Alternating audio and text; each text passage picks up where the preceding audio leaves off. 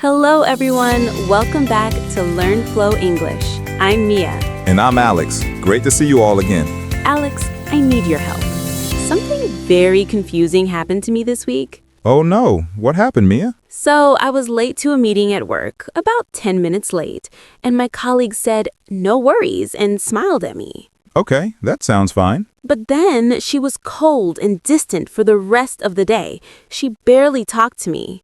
Ah, yes, I see the problem. What did I do wrong? She said no worries. Mia, I have some news for you. No worries doesn't always mean no worries. What? Welcome to English. Sometimes what people say and what they actually mean are completely different things. This is so confusing. Don't worry. Today, we're going to decode exactly what English speakers really mean when they say certain phrases. Yes, because nobody teaches you this in English class. Exactly. Schools teach you the words. We teach you the truth. Before we start, everyone watching, please subscribe to LearnFlow English. Hit that subscribe button and give us a thumbs up if an English speaker has ever confused you. Let's get started.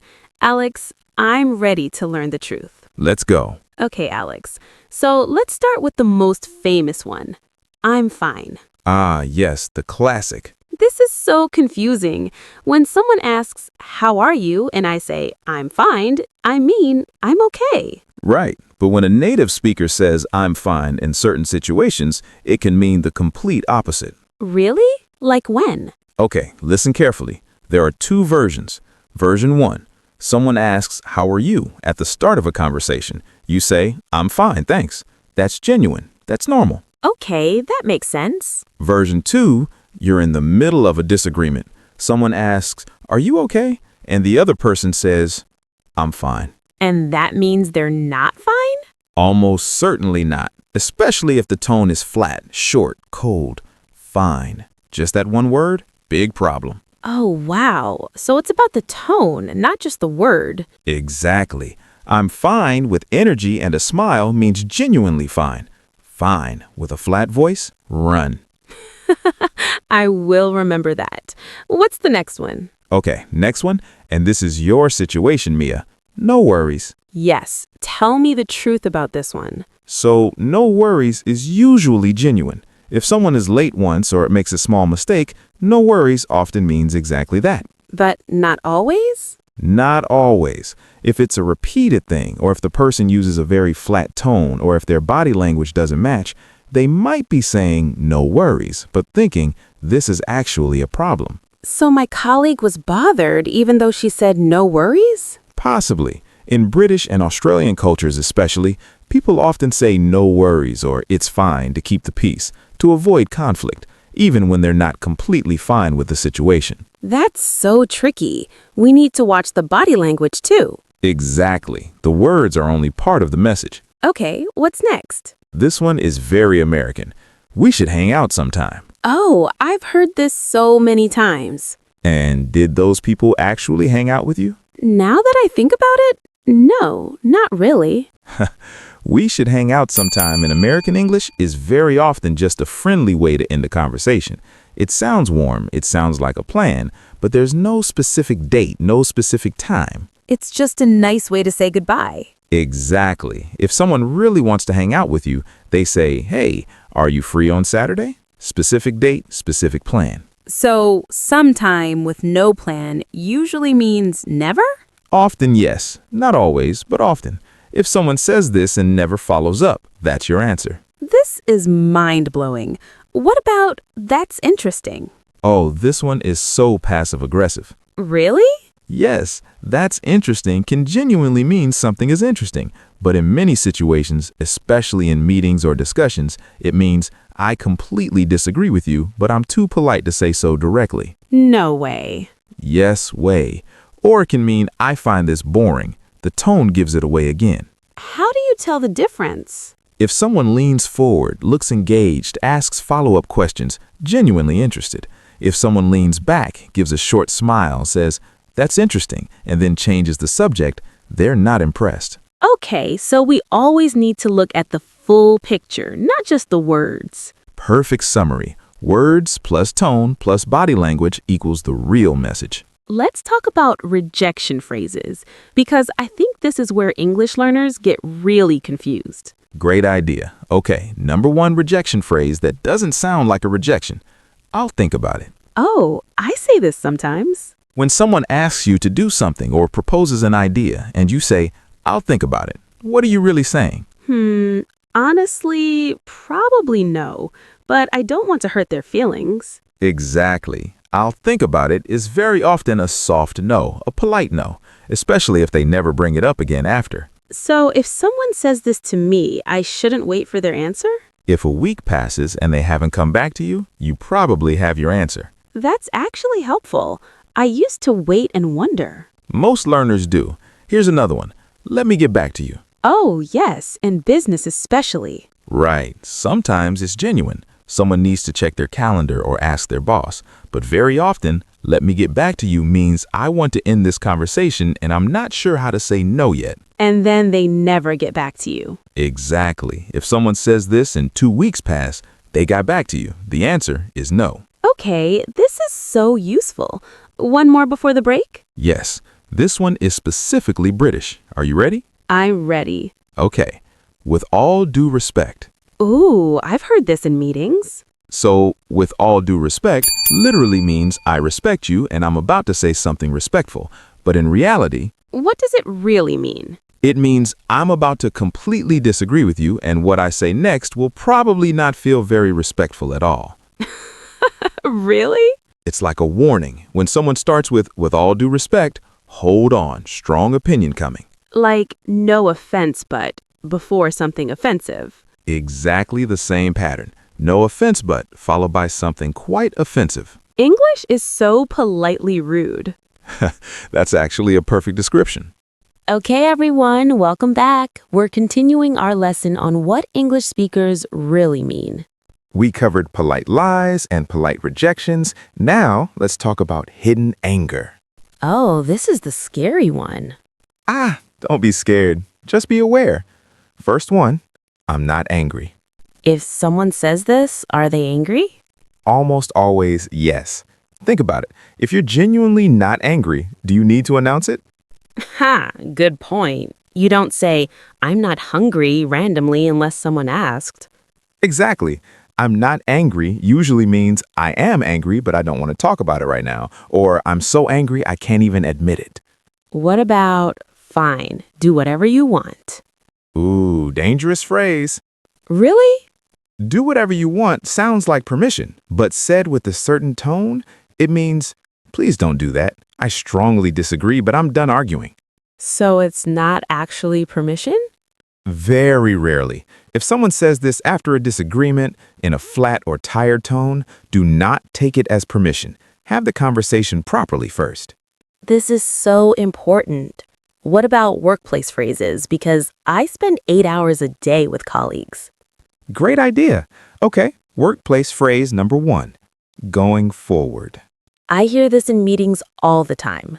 Going forward, we'll do things differently. Sounds professional and forward-thinking, right? Yes, very professional.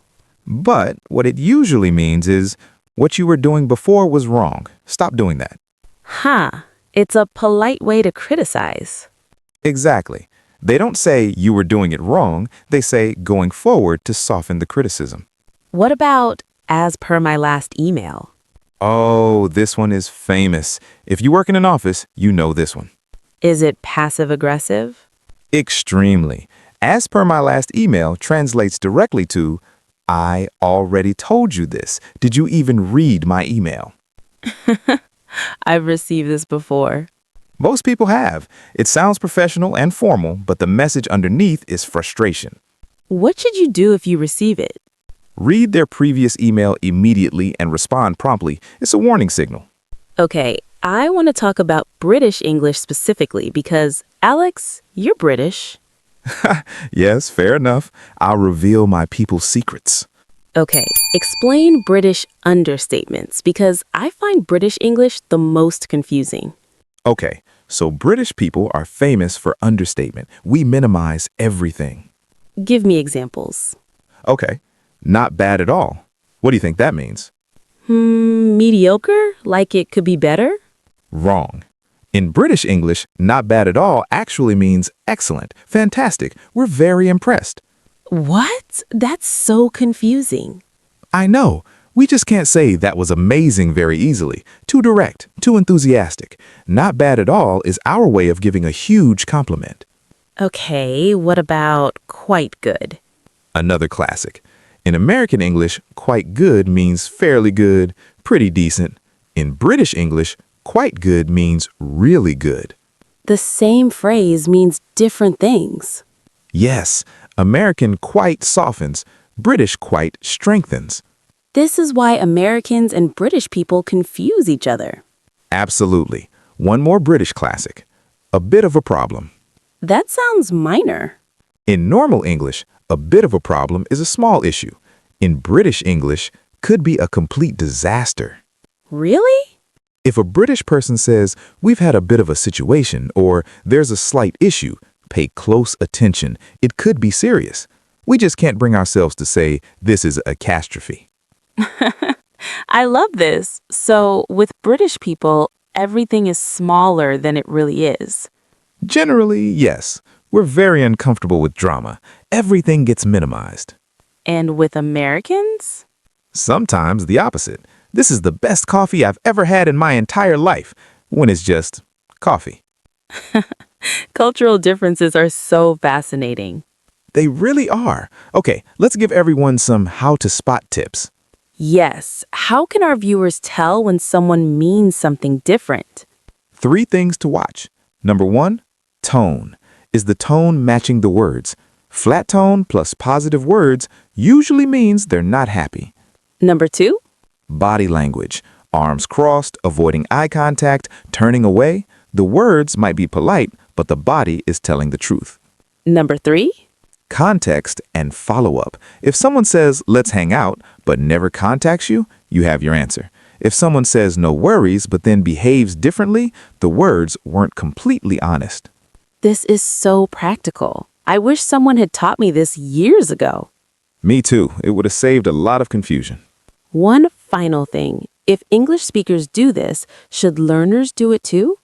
Great question. Understanding these phrases is important for everyone. Using them, that depends on your culture and comfort. I think being direct is also fine. Absolutely. You don't need to use these polite lies, but you do need to understand them when you hear them. Perfect. Know the code, choose your own style. Wow, what a lesson today. We really uncovered some secrets. Let's do a quick review. What did we learn? I'm fine with a flat tone. Not fine. No worries with cold body language. Actually, some worries. We should hang out sometime with no follow-up plan? Probably just a polite goodbye. That's interesting in a meeting often means I disagree. I'll think about it with no follow-up? Soft no. With all due respect, strong disagreement coming. Going forward, you were doing it wrong before. As per my last email, read my emails. And British not bad at all, actually amazing. And a bit of a problem could be a full disaster. The key is always tone, body language, and context. Not just the words. This is the English they never teach in school. And that's exactly why we're here. Okay, everyone, we have a challenge for you this week. Yes, this week, pay attention to these phrases when you hear them. In movies, TV shows, at work, with friends. Listen for I'm fine and check the tone. Listen for that's interesting and watch the body language. And tell us in the comments, did you catch someone using one of these phrases? We want to hear your stories. Has anyone ever said no worries but clearly had some worries? Or said we should hang out and never followed up? We've all been there. Share your experiences below. Before we go, don't forget to subscribe to LearnFlow English. Hit that subscribe button for more real English lessons like this one. And give us a thumbs up if this helped you understand English speakers better. Until next time, keep listening carefully. Not just the words, but to the whole message. Goodbye, everyone. Bye for now. Have a wonderful week. Bye-bye.